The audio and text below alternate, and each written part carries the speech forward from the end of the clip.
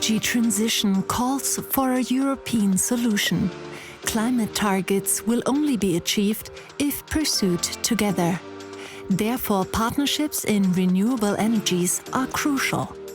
Flagship projects such as the NordLink, a wind power link between Denmark and Germany, are a good example. Joint expansion must take place even faster, and many questions must be clarified. The concerns and discussions about Nord Stream 2 have left many Europeans wondering. What is Europe's position on gas? And what about hydrogen as a promising energy source? Let's dive in. The future of the European energy transition is our next topic. Hello and welcome to our session about the future of the European energy transition. The Green Deal and very real climate change issues have brought a lot of attention to the question on how Europe and the world can get to a greener, better and most importantly climate neutral life. Here to discuss some of the answers with me are Brigitte Knopf, climate scientist with the Mercator Institute on Global Commons and Climate Change, Kristina Haverkamp, managing director of the German energy agency dena, Andreas Schierenbeck, CEO of the German energy supplier Uniper, and Rynning-Tønnesen, CEO of the Norwegian energy company Statkraft. Welcome, everyone. Before we dive into the discussion, I want to remind our viewers that you can and please should ask your questions at any time, and we will try and answer as many as possible. With their Green Deal, the European Union has set ambitious targets. The US under Joe Biden just announced that they want to become the new green superpower, and China, of all countries, is showing the world how fast the energy transition can be moved forward. Mrs. Knopf, has the energy transition finally reached a turning point? Yeah, thank you very much. I would say we have seen now a turning point in some dimensions. For example, in the dimension of setting targets. So we have now a long-term target towards carbon neutrality by 2050. We have now a more ambitious target for 2030. And what I really experienced over the last 2 years is that we have seen a turning point in the debate, especially for when you discuss with business people. So they are now willing to take on that challenge towards carbon neutrality in the long term. On the other hand, where I still miss a turning point is in the debate about instruments. Because, I mean, setting the targets is one part, but we also need the concrete measures how to get to these targets. And here, for example, for the EU, we have now the more ambitious targets of 55% reduction. And that means that we have to really speed up and have a much deeper transformation that we have seen before. We need to achieve the old targets 5 years earlier than before, so already by 2025. And that's a huge challenge. And therefore, we need to talk about instruments, because targets without instruments are toothless tigers. And I see one major instrument that would be very important to ramp up and to be the turning point here. And that's carbon pricing. And I think we also need a price on carbon, not just in the emission trading system for power and industry, but also for transport and for the heating sector. So this would be a turning point indeed, and let's see what the Commission lays out in summer this year. You mentioned a lot of points from this discussion coming up, but first my question is to Mr. Schierenbeck. Uniper is big on gas, but also still on coal overall. You have a coal capacity of 11 gigawatts in Europe and Russia. Ms. Knopf said the companies are now ready to tackle the energy transition. Are you ready to tackle it head on? Yeah, I think I can only agree with Ms. Knopf. I think we have reached a turning point. Just as a matter of history, I remember 2008, there was a heated discussion about CO2 abatement, CO2 taxes, and then after the financial crisis, this topic disappeared completely, which is now not the case. And you see it on the example of Uniper in the same way. Yes, as a carve out of a big German utility with all the assets which are CO2 heavy, which have no future, which are not really environmental friendly. We took on the challenge already last year reduced our CO2 footprint from 2016 to 90 by 50%. And last year we declared our new strategy to shut down our coal generation in Europe until 2035 to be completely CO2 neutral, which means a very fast phase out of coal in Germany. We have put already some assets even 2 to 3 years earlier, one already 5 years earlier as planned. We started with the decarbonization of gas. We are in hydrogen already since 2012. And we have defined a way how to use gas as a transitional method and then using hydrogen to decarbonize our gas assets. And we set a target which is tangible, not in 2050, but 2035, where we can measure it, where we have milestones and where we put ourselves a little bit under pressure to deliver on that. Because I believe this Knopf is right. We should find a way to set targets which are measurable, which are achievable, and stick to that. And it should not be in 20 or 30 years, because probably that's not in the top of the mind of our employees and our stakeholders. Yes, you're right. Germany is phasing out coal, and so are many other European countries. But of course, a lot of activists are saying 2035 or 38 is too late for Germany. But Mr. Rynning-Tønnesen, Statkraft is Europe's biggest producer of renewable energy. Where do we stand on the transition from fossils to renewables in Europe? This is a fascinating time. The latest news this morning was that Greece is phasing out coal by 2023 already.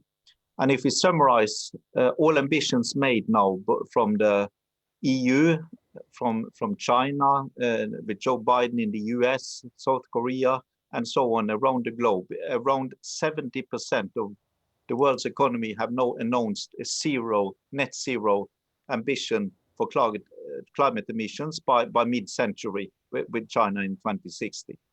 So the whole industry globally is going towards aligning on reaching a net zero target.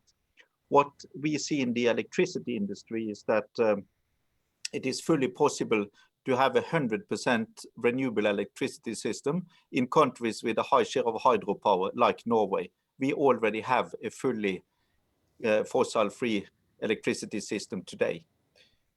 For countries with less hydropower, around 90% emission-free electricity is achievable today. And in the long run, we think also those systems can get to 100 with new storage facilities for electricity and other forms of energy.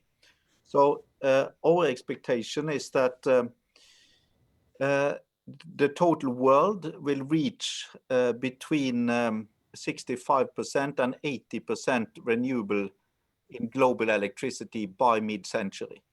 And electricity is the best way to become emission-free by producing electricity from renewable sources and then using that electricity in as many areas in society as possible, and including some of it to produce hydrogen.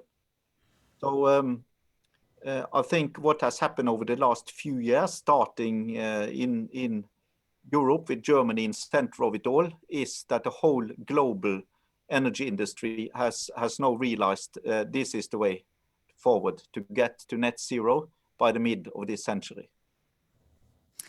So technically it may be possible, but with the time frame for emission reduction shrinking, what are our hopes of decarbonizing all of our energy within the next 2 decades already? Is that possible, Mrs. Haverkamp? Yes, a very complex question. Mr. Rynning-Tønnesen just addressed the electricity sector, and I would like to add a bit to that. I am also rather optimistic that it will be possible to decarbonize that sector. However, we need to have a look at the specific circumstances of the different EU member states. So for one, I think in particular, the Eastern European countries will need a lot of support. Some of it has already been provided for with the Just Transition Fund or the Modernization Fund, but I expect more support will be necessary to have them transit. One also has to be, let's say, realistic. Renewables are the CO2-free energy or electricity of choice for Germany, but that is not so for every EU member state. I expect nuclear to go down, but I would be surprised if we would be phasing out nuclear in Europe until 2050. I would rather expect that to still have a double-digit share. Apart, of course, we need to look at the other sectors, and that's much more complex. We need to look at industry, for example.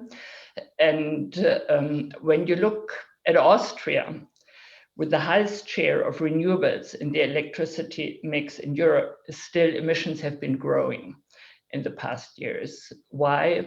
In particular, because of industrial uses. So we will need to look at that, and there I can only see green hydrogen as a game changer. We also need to look at transportation. We need to look at buildings. And I think it is possible in both sectors. Buildings will require much more investments. Transportation will require a change in habits. And there, I think we have a communication task to fulfill in Europe. So you mentioned that we have to look out for other sectors. And Ms. Knopf, you mentioned in the beginning that a particular instrument would help with that problem. You mentioned a CO2 pricing system. One of our viewers is asking why we don't trust the emissions trading system. Why would you prefer another system or an additional CO2 pricing for all sectors?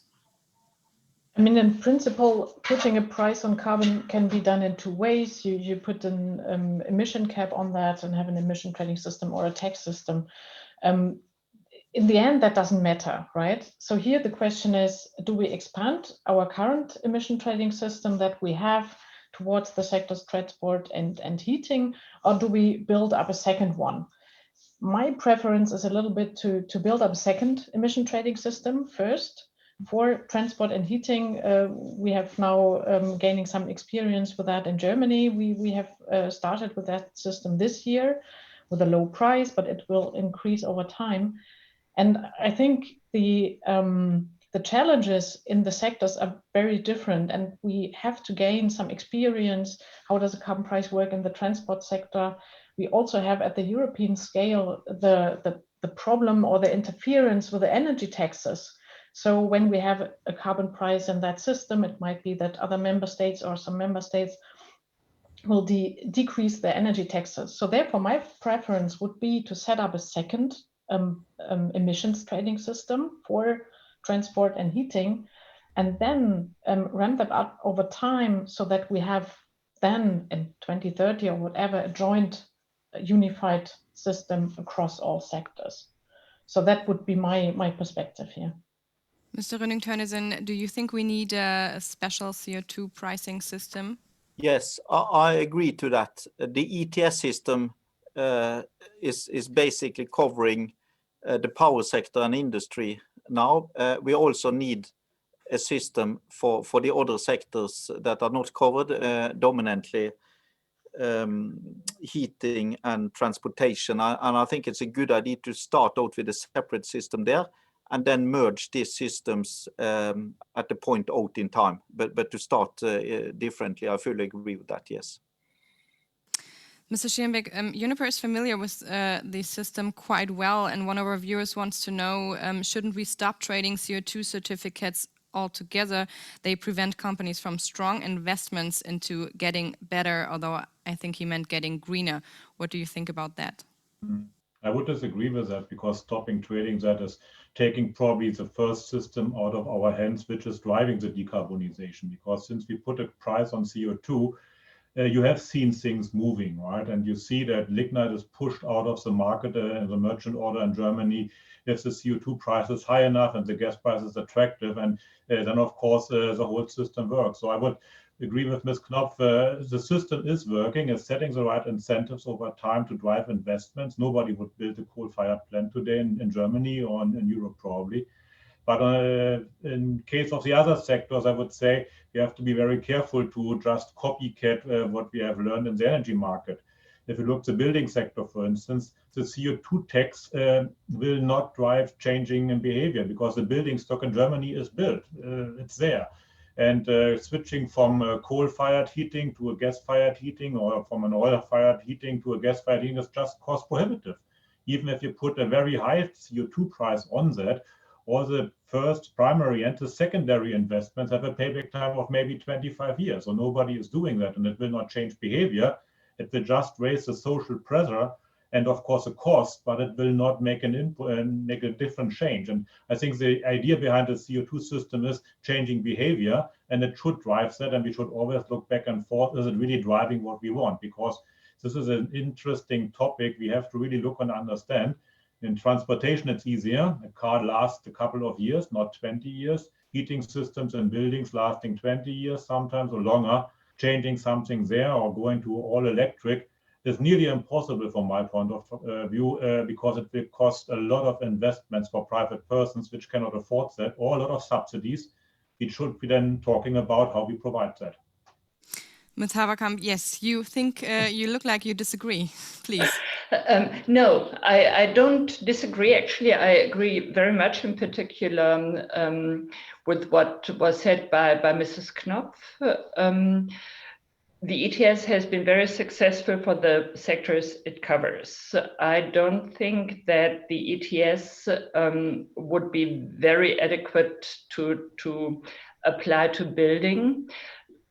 Not really because of the building stock, but because of the fact that usually when you rent an apartment in a building, then you have no influence on its energy efficiency standards and on investments in that building. So whatever the price, you will not change your behavior because you can't influence the energy efficiency there. So I think in terms of building, we need to think more closely about what could be done there. For the time being, what we do are rules and regulations for new buildings, and I think that's a very successful way to go. For the existing buildings, support and incentives have been helpful, but we might now get to a place in time where we also need to think about making rules stricter. As far as transportation, I think it would be a very good idea to have an ETS in that sector, but it should not right now be merged with a big ETS, because car drivers in particular, and it's cars and flights which are a problem, they are not very sensitive to price. So you would need to have a much higher price per CO2 ton to have an impact there. Mrs. Knopf, I think you want to say something, and then Mr. Rynning-Tønnesen. Very briefly on that, I would partly disagree with Mr. Schierenbeck here, because I wouldn't say that carbon pricing is the only instrument and should be the only instrument. So this is the first point. For example, when we look at the transport sector, for example, I still think that we need standards in addition, because the carbon price just gives you a long-term signal. But if the cars that people want to buy are not changing now because they do not have the long-term costs in their mind, then that's problematic. So we need policy packages, I would say. So, for example, standards combined with a carbon price, that would be good in the transport sector. I agree that in the building sector, it's more difficult, but still, I would say the carbon price is the basis for everything, because, and then we need to look which instruments do we need in addition, because also other instruments have their drawbacks and must be complemented then with a carbon price to really work. And I mean, if we talk about hydrogen and so on, we would also need high carbon prices so that hydrogen can be realized. So we need this as a kind of basis, as a signal. So therefore, I would also say that also in the transport and building sector, this is an important stimulus, also not just for the consumers, but also for the investors. Do you agree, Mr. Rynning-Tønnesen? Yes, I think in addition to the carbon price, there are other ways to stimulate the transition as well. In Norway, there are tax incentives to buy electric cars, so they are cheaper to buy than other cars. And more than half of all new car sales for passenger normal cars in Norway last year were fully battery electric. There was another 20% that are plug-in electric on top of that. And the last month of December, 2/3 of all new cars were electric. So we have an ambition by 2025 in Norway that all new cars for normal passenger transport shall be electric. And this is driven by tax incentives, but also other incentives that you can drive in the bus lanes if you are 2 persons in the car and so on.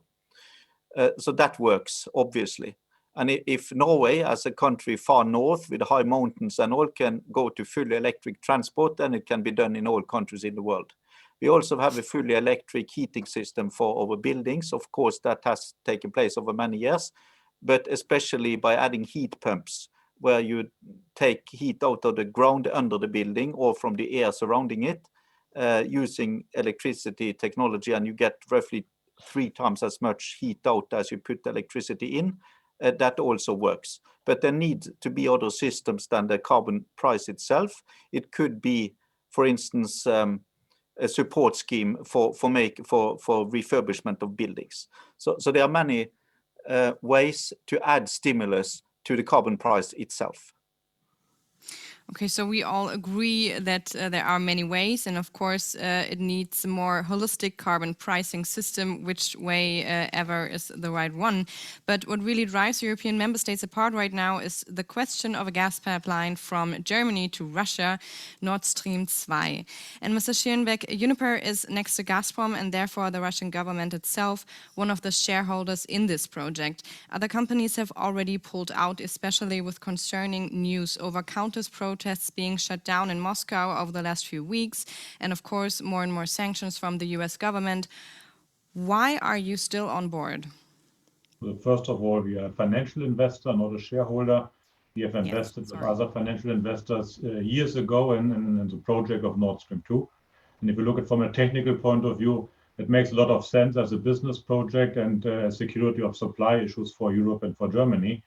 We see and we have seen the gas market developing in a kind of stable mode. We will not need more gas in Europe, probably. We're kind of stable, but we're shutting down a lot of gas production in Europe, in the Netherlands, Norway partially as well, and UK. So we're getting in the gap. We have to import more, and security of supply and getting more gas to fulfill the demand makes it necessary to have a separate pipeline. It can be used for hydrogen as well, at least partially.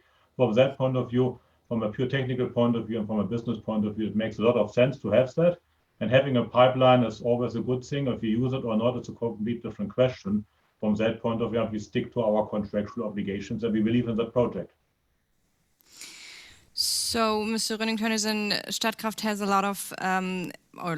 has gas plants as well.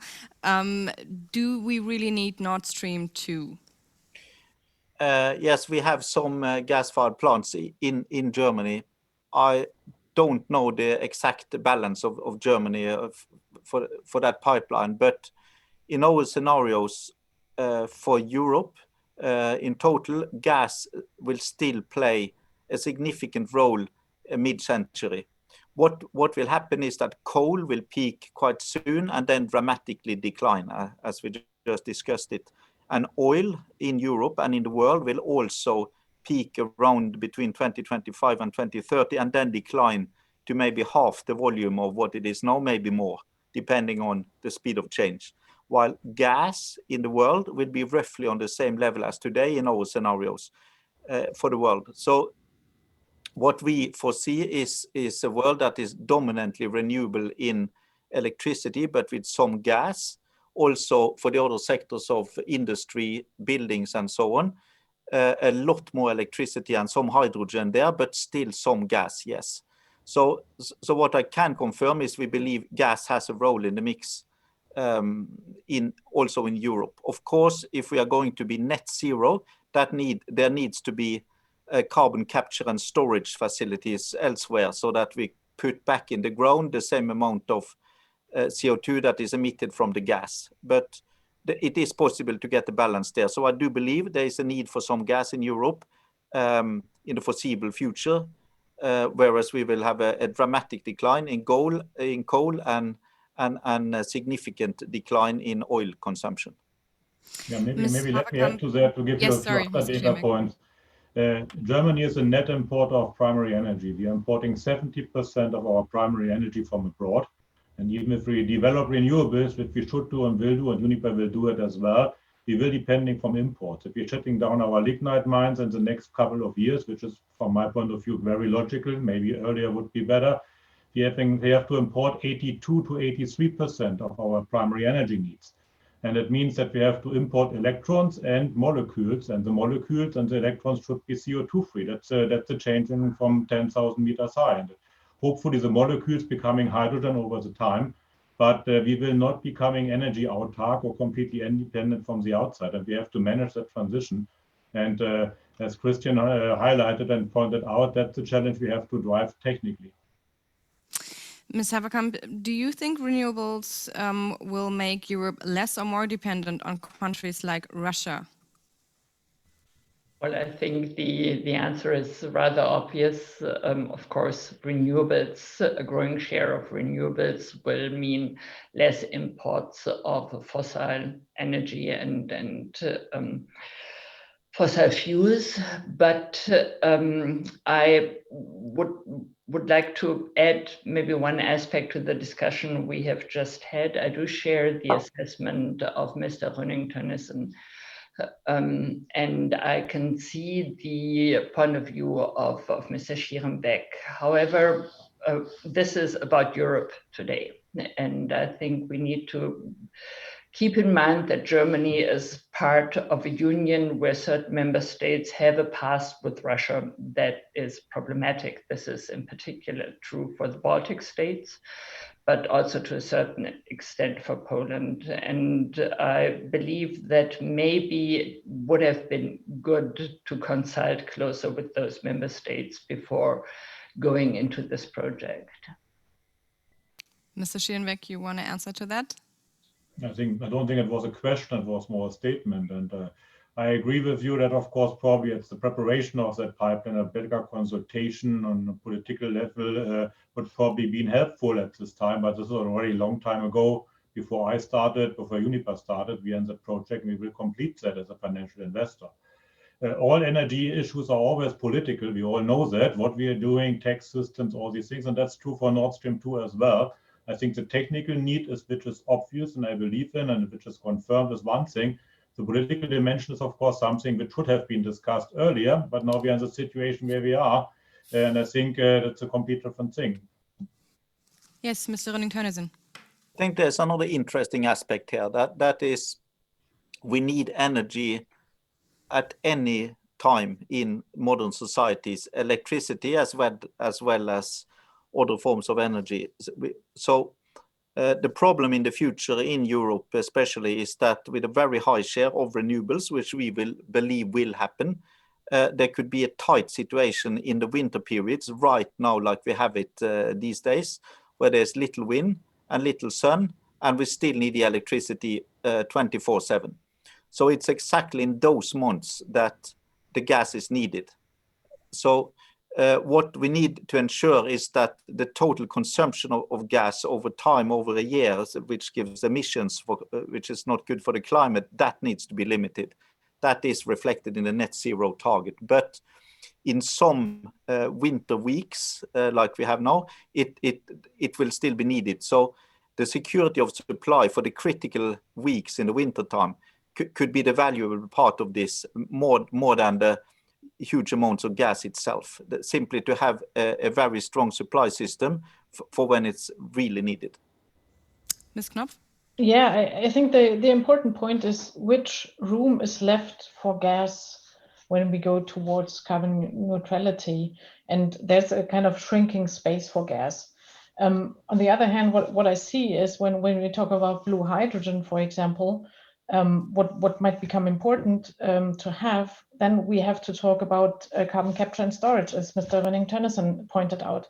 And here I think we have to be a bit more nuanced and more open, because this is something where society comes in. And I think Kristina Haverkamp mentioned it before. So I mean, it's a huge project. We have to talk to citizens and involve them much more, because otherwise you do not get the acceptance, for example, for CCS technologies that we might need in the future. And so I think we have to do a better job here in communicating and having a more differentiated talk also about the different colors of hydrogen, let's say. Sometimes hydrogen is seen as an energy source, but it's an energy carrier, right? And then is it renewable hydrogen or is it blue hydrogen, where we would need the carbon capture and storage technology? So here I think we all have to do a better job in order to have the right technologies at place at a later stage when we really have to deal with them when we need them. Maybe I can add to that. Yes, I was just going to come to you, Mr. Schierenbeck. The color of hydrogen, but the majority of gas in Germany is not used in electricity generation, by the way. That's only a small percentage. The biggest part is used for heating and for chemical processes in the industry.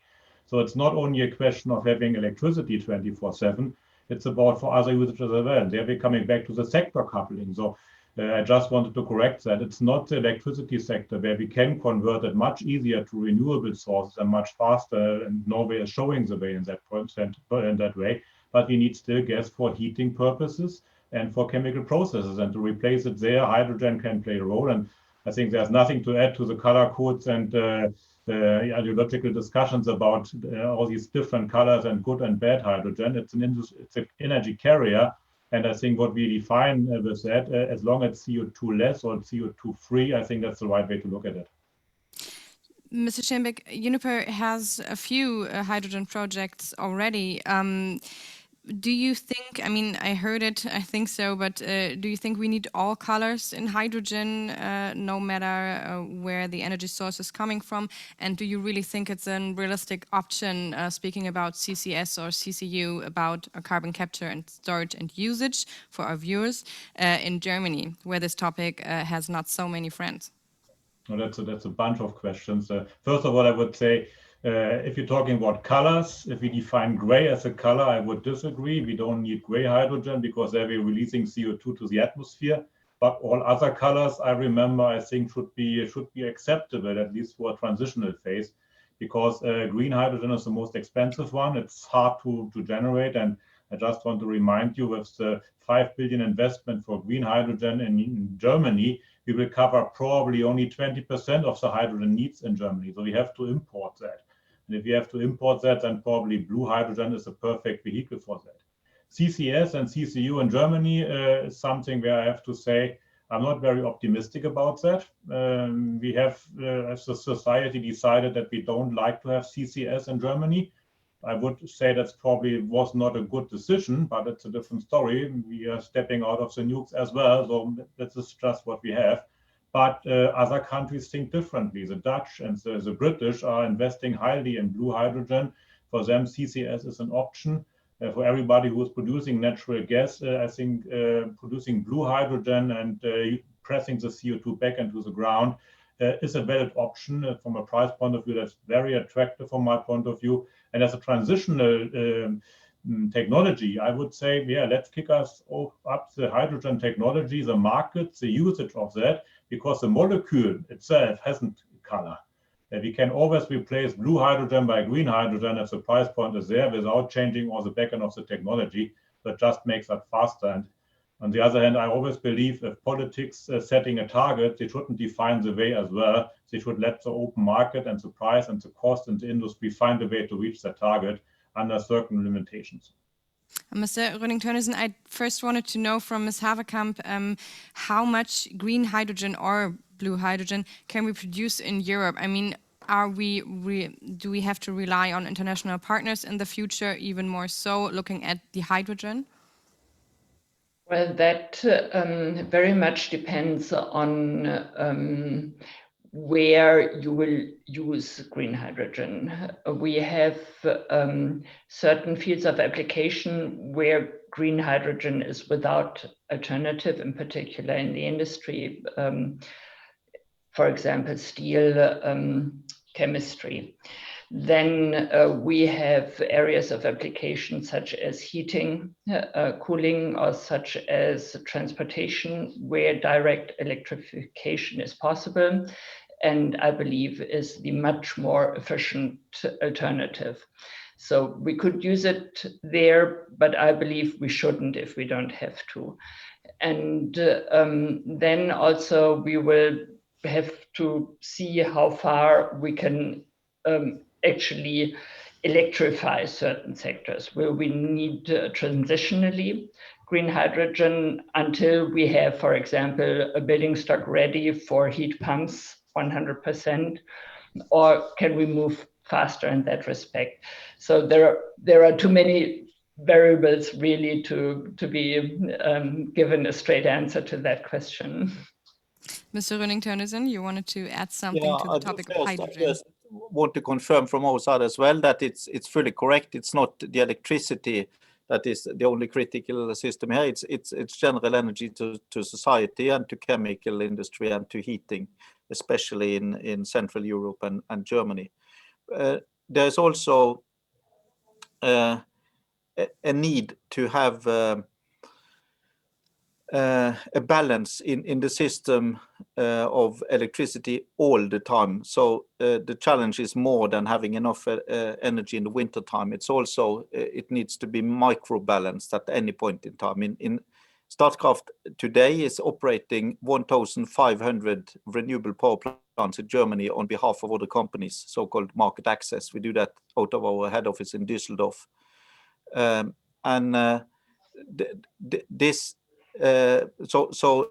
This energy transformation is quite linked to the IT introduction into the whole energy sector on large scale. So not only do we need to go to net zero in Europe, but we need to do it in an intelligent way. So we are creating new businesses at the same time. So there are numerous opportunities in Germany, in Norway, and any country to also develop new technology here. So we are creating new jobs, not only directly in energy, but indirectly also in the IT sector and other related areas here. So I think that the whole green transition can also play a role in new job creation in Europe. Mm-hmm. I want to get to a few questions from our viewers. And one, Mr. Norbert Stiepel wants to know, wind and solar power alone will not be able to cover the energy demand, which exists in the future.